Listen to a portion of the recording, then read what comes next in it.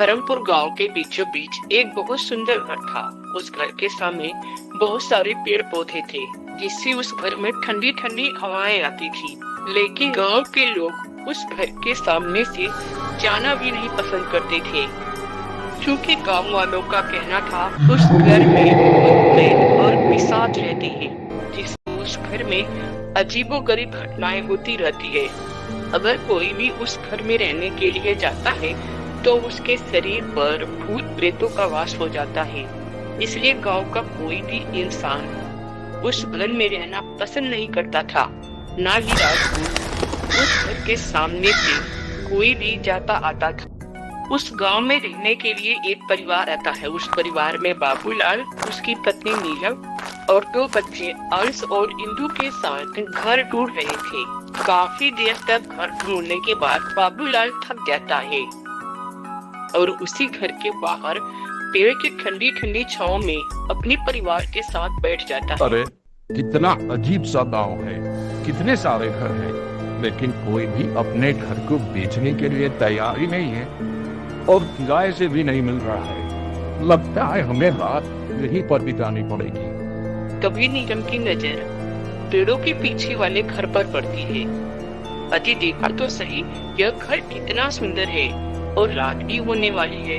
आखिर हम कब तक बच्चों को लेकर बाहर बैठे रहेंगे?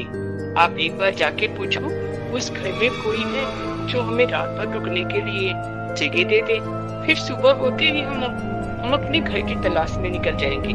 अपनी पत्नी की बातें सुनकर बाबूलाल उस घर के पास जाता है और दरवाजा खटखटाते हुए आवाज लगाता है। अरे कोई है क्या? कोई है क्या घर के अंदर? मैं दूसरे गांव से आया हूँ, मुझे रात भर रुकने के लिए जगह चाहिए। तभी उस घर के अंदर से एक औरत निकलती है। जैसे ही वह दरवाजा खोलती है, उसकी नजर अंश और इंदु पर पड़ती है और वह उन्हें अजीब तरह से देखते हुए कहती है, हाँ बताओ, क्या काम है आपको? तुमने दरवाजा क्यों खटखटाया? अरे बहन जी, हम दूसरे गांव से आए हैं। ये है मेरी पत्नी नीलम और ये मेरे दोनों बच्चे अंश और इंदु। वो क्या है, हम सुबह से इस गांव में रहने के लिए घर की तलाश कर रहे थे, लेकिन शाम होने को आ गई और हमें घर नहीं मिला। लेकिन मेरी पत्नी नीलम को आपका घर बहुत अच्छा लगा। अगर आप हमें यहाँ रात भर रुकने दें तो आपकी बड़ी मेहरबानी होगी। ठीक है, अगर आप लोगों को मेरा घर अच्छा लगा तो मुझे कोई परेशानी नहीं है। मेरे पति और बच्चे ऊपर के वाले कमरे में हैं, तो मैं वहाँ चली जाती हूँ। आप लोग नीचे रुक जाओ। फिर वे सब अपना सामान घर के अंदर रख देते हैं और खाना खाकर सोने चले जाते हैं। जैसे ही रात होती है, ऊपर के कमरे से अजीब अजीब सी डरावनी आवाजें आने लगती है। अजी, यह घर से बाहर से देखने में अच्छा है, अंदर तो वास्तु के हिसाब से उसने एक भी घर ढंग से नहीं बनवाया है। हमें नहीं रहना ऐसे घर में। आप कैसे भी करके यहाँ रात बिताओ, सुबह होते नहीं हम घर की तलाश में निकल जाएंगे। यहाँ पर तो कितनी भयानक आवाजें आ रही है, पता नहीं ऊपर के कमरे में ऐसा क्या है जो इतनी भयानक आवाज आ रही है। मुझे तो बहुत डर लग रहा है। जल्दी सुबह हो और हम लोग यहाँ से चले जाए। अरे नहीं नीलम, मुझे तो इस घर में कुछ भी भयानक आवाजें नहीं सुनाई दे रही है। पता नहीं तुम जब से इस घर में आए हो, इस घर के वास्तु को लेकर अजीब अजीब सी बातें कर रही हो। अंश बहुत छोटा था, दोनों की सारी बातें अंश के समझ में नहीं आ रही थी, लेकिन फिर भी उसे भी ऊपर के कमरे को देखना था। ऊपर के कमरे में से बच्चों की आवाजें आ रही थी। बाबूलाल और नीलम बातें कर रहे थे। अंश चुपके से ऊपर के कमरे में चला जाता है। वहाँ का भयानक दृश्य देखकर अंश के होश उड़ जाते हैं। डर के मारे अंश की हालत खराब हो जाती है। तुमने इन्हें अपने घर में लाकर अच्छा नहीं किया, क्योंकि कुछ साल पहले हमारे साथ यही हुआ था। कुछ लोग अपने घर में आकर रहने लगे और फिर धीरे धीरे उनकी लालच इतनी बढ़ गई कि वे हमारे घर को अपनाने के लिए हमें मौत की घाट उतार दिए। मेरे बेटे की आत्मा इस गुड़िया में कैद हो गई। और गांव में झूठ की बातें फैला दी है कि घर का वास्तु ठीक नहीं है।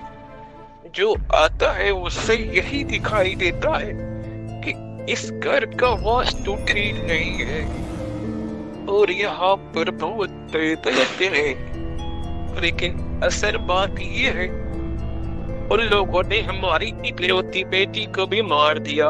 हमारी बेटी की आत्मा इस गुड़िया में कैद हो गई। उसके साथ कोई खेलने वाला नहीं है, कोई भी बच्चा उसके साथ खेलने के लिए नहीं आता है। सब कोई यही लगता है कि इस घर में भूत प्रेत रहते हैं, इसलिए कोई इस घर में आना नहीं चाहता। सही कहते हो आप, इसलिए मैं अब इन बच्चों को जाने नहीं दूंगी। अगर ये यहाँ से भागने की कोशिश करेंगे तो मैं इन्हें मार डालूंगी। इन बच्चे फिर मेरी बेटी के साथ ही रहना पड़ेगा। अगर अब वे सब यहाँ से भागने की कोशिश करेंगे तो मैं उनके साथ साथ उनकी बच्चों को भी मार डालूंगी। पिशाचिनी और भूत की यह सब बातें वहीं पर खड़ा अर्ज सुन लेता है। वह जल्दी से भाग कर जाता है और नीलम को बताता है, देखो जी, मैं तो पहले से ही बोल रही थी कि इस घर में रहना ठीक नहीं है। अब हम अपने बच्चों को लेकर कहाँ जाएंगे? जैसे ही रात के 2 बजते हैं, बाबूलाल अपनी पत्नी और बच्चों के साथ रातों रात उस घर से भाग जाता है और भूत पिशाच चुड़ैलों को पता भी नहीं चलता।